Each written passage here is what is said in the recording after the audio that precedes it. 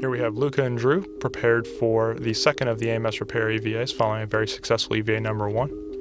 Here we have Luca heading up the Sea Spur to meet the SSRMS to prepare for his flight to AMS, while Drew will be heading up the Sea Spur with a tool bag, and he'll be heading out directly to ELC-2 to prepare his work site and to assist Luca in the EVA-2 repair work.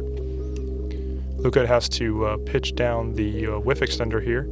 He left the APFR whiff extender on the end of the arm on the end of the last EVA in order to save time on this one. So he'll get the right settings set up here, ingress the APFR, and prepare for the flight over to AMS.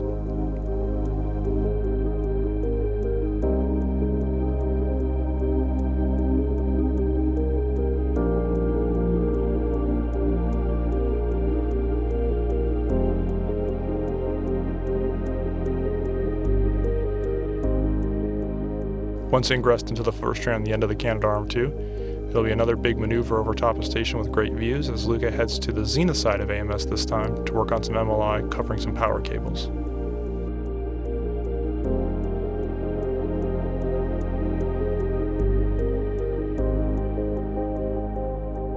The SSRMS will slide Luca in between ELC-2 and AMS, and he'll get to work with some Russian cutting tools to open up the MLI, the multi-layer insulation in this area. He'll be accessing 2 power cables that were on AMS for other hardware, and we'll utilize those to connect up to a set of EVA cables to prepare for the pump box arrival on EVA number 3.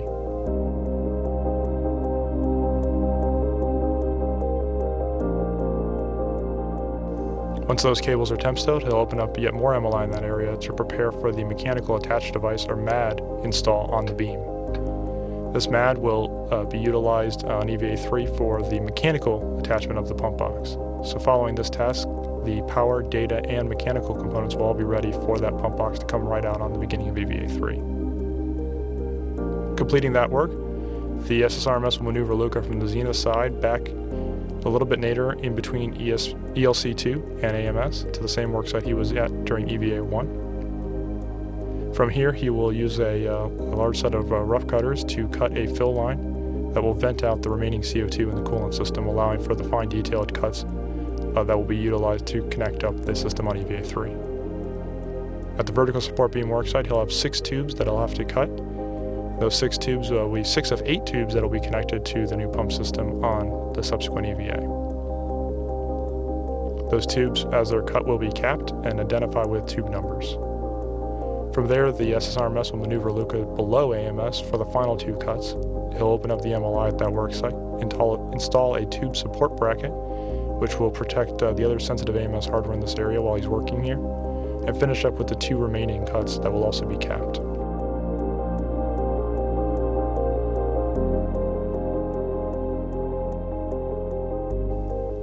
With 8 of 8 tubes now cut and capped, the SSRMS will maneuver Luca back towards the face 1 of the truss where he got on, and he'll egress the SSRMS there and head back in the airlock after a successful EVA number 2. While he's riding back on the SSRMS, Drew will be cleaning up the bags that have been stowed on ELC-2, preparing that work site for the in-between time between the EVAs, and then translating back under the mobile transporter and back to the airlock himself.